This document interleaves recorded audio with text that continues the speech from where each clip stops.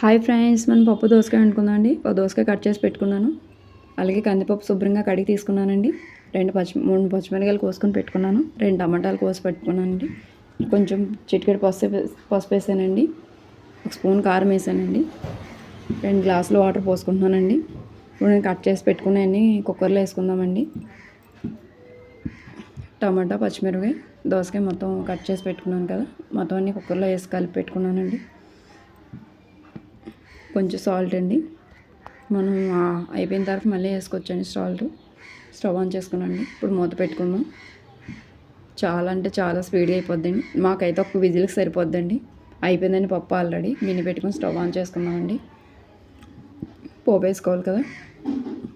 ఇప్పుడు ఆయిల్ వేసుకుందామండి. పోపు వెల్లుల్లిపాయలు, జీలకర్ర, ఆవాలు, కొంచెం మినపప్పు వేసానండి. చిన్న ఇంగువ కూడా వేసుకున్నాను. కొంచెం కరివేపాకు. ఎవరైనా మనకు చుట్టాలు వచ్చినా ఫాస్ట్గా అయిపోతుందండి, క్షణాల్లోని. చాలా అంటే చాలా సింపుల్గా నీట్గా కూడా ఉంటుందండి. అయిపోయిందండి. కుక్కర్లో చేసి కలిపేసుకుందాం ఇప్పుడు మనం నీట్గా. నాకైతే చాలా బాగా వచ్చింది. మీకు ఎలా వచ్చిందో కామెంట్ బాక్స్లో కామెంట్ చేసి చెప్పండి ఫ్రెండ్స్.